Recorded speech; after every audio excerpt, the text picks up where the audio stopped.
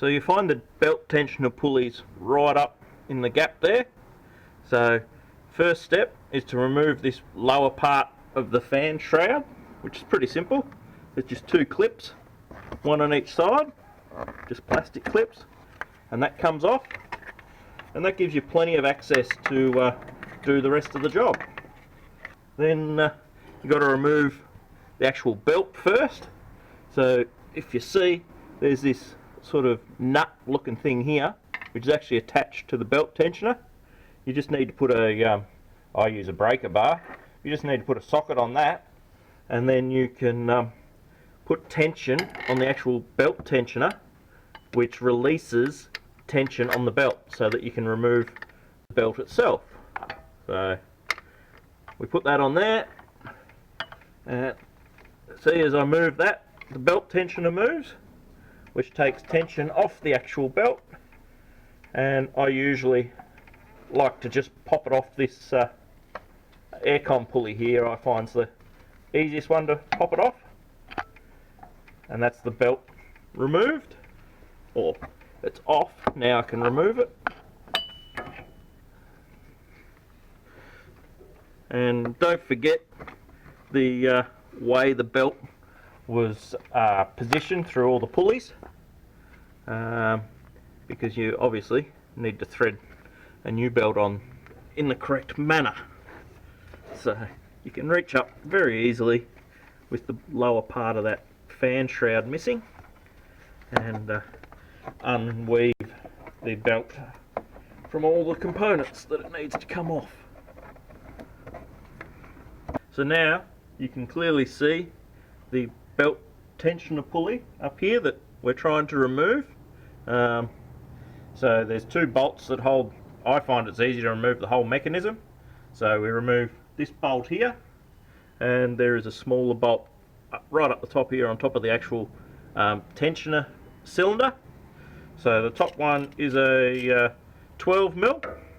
So again, there's plenty of access with the bottom part of that fan shroud off. It's a little bit hard to see what you're doing, but it's easy enough by feel.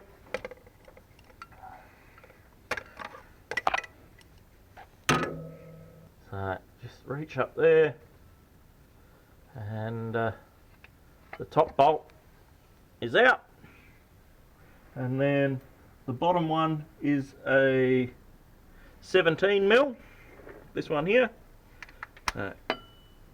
Put that on there.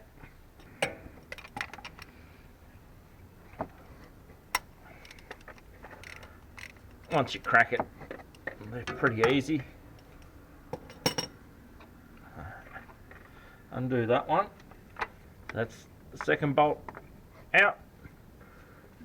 And then to remove the assembly, it's not that hard, just got to position the fan blades a little bit and you can just pull it down and out. So we've got the belt tensioner and the belt off now, and a couple of things I wanted to show you. We'll start with the belt.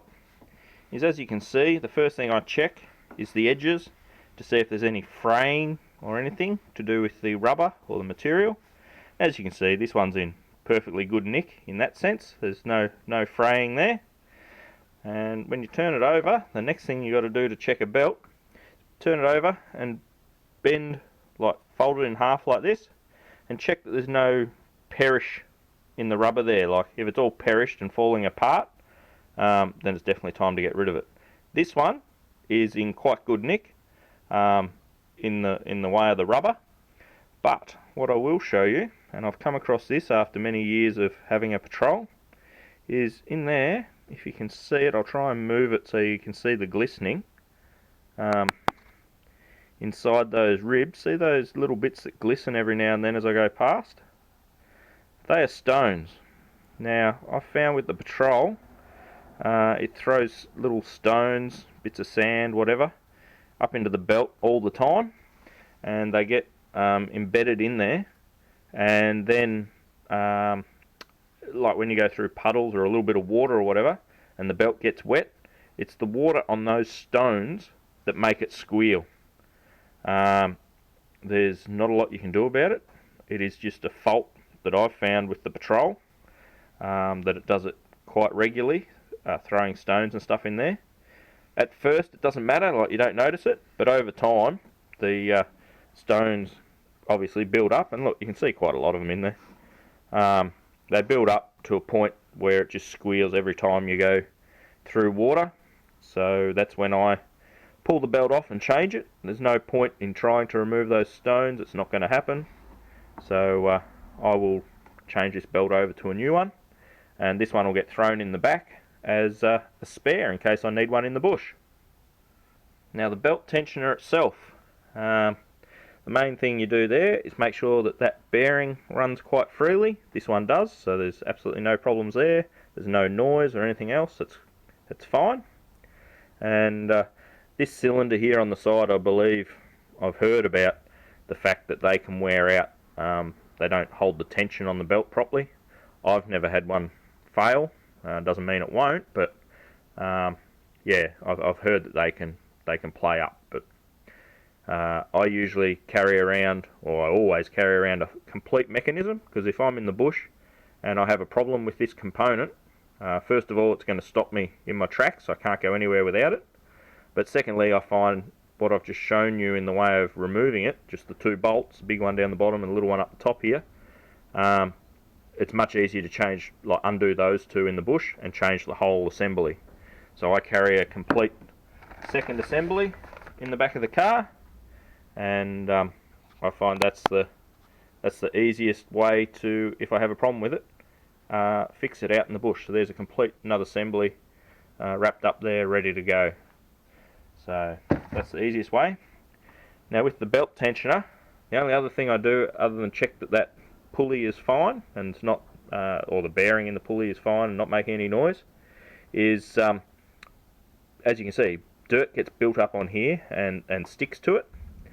I have found in the past there are versions of this belt tensioner where this bolt doesn't have this large washer or this shield around the back. You'll see that my spare one has a really big washer to keep dirt and dust and stuff out of the bearing, and this one that I use all the time also has a big washer there to keep dirt and dust out. I've found ones that don't, and the bearing gets dirty and wears out prematurely very quickly. So all I do while I've got this off the vehicle is I'm going to pull this apart. So you undo the bolt, take that washer off, and what I find happens sometimes with these is that a piece of sand or dirt can get caught between this and the front of that pulley, and that can also make a squealing noise. So you think the bearing's knackered, but if you pull it off like I have here, give it a good clean, put it back together, often you'll find there is absolutely nothing wrong with it. Just needs a good clean because it's got a build up of dirt. So that's what I'm going to do this time. I'm going to clean it all up, put it back together, and reinstall on the vehicle.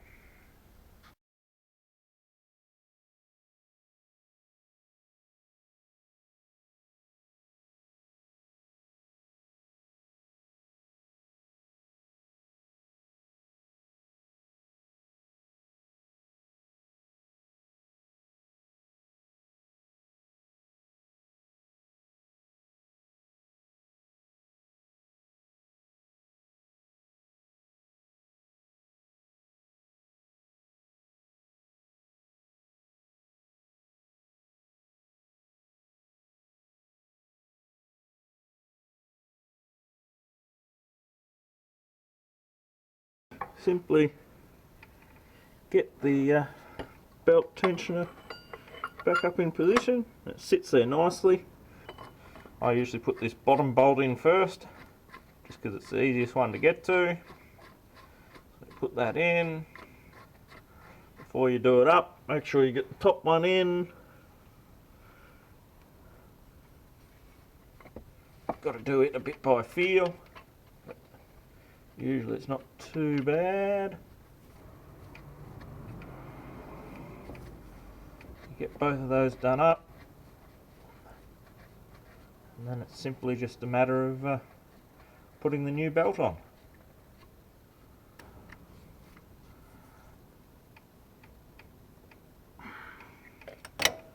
That's the bottom one done up tight.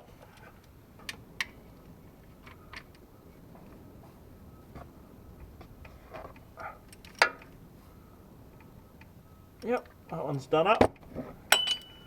So I don't know how much of this you're going to be able to see, but when I put the belt back on, I jump up the top, hook it over the fan first of all, and get it down the bottom here, and then you sort of got to weave it up between the fan blade and whatnot, get it over that belt tensioner pulley that we just had out.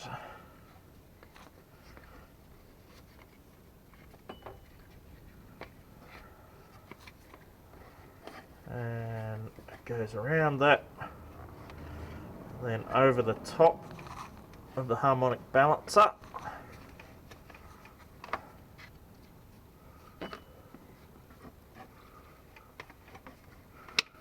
Alright, and hopefully it hasn't jumped off. No, I can see it. I was going to say hopefully it hasn't jumped off up the top. Once I have it on all the pulleys, I usually make the last one, or when I put the breaker bar on the belt tensioner, the last pulley I like to get it on is the aircon compressor. I find it's the easiest one to try and flip the last bit on. So take the tension off the belt and just try. It's always a little bit harder with a new belt because they're not as stretched as your old one, but we just slip that on.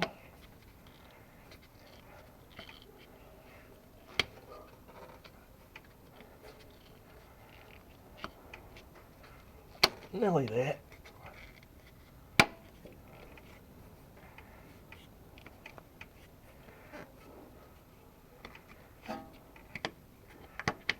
There we go, it's all seated perfectly in that pulley. The top one on the alternator I can see is fine.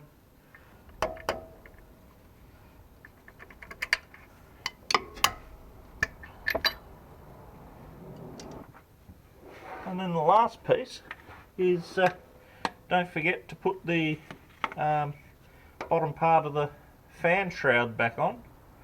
And what you might find when you're doing this job is when you get under here, if you go to remove the fan shroud and there's not one there, and you've been having a little bit of overheating trouble in the recent past, you might find that that's the cause of it. Now it just sits in there loose. I know it looks like it would rattle around or whatever, but that is how it sits as long as the two sides are clipped in. But yeah, you find plenty of those, just that lower fan shroud part missing. I find them out on the tracks all the time where they've fallen off vehicles going through bog holes or whatnot, and people don't even realise they've fallen off. But they do make a dramatic difference to the cooling of your engine if it's not there, because obviously the fan isn't as efficient if the fan shroud is not complete. So there you go, that's the job. That's how you change a belt, a drive belt, or a belt tensioner pulley, and that's how to check them. So yeah, thanks for that. Hope you learnt something.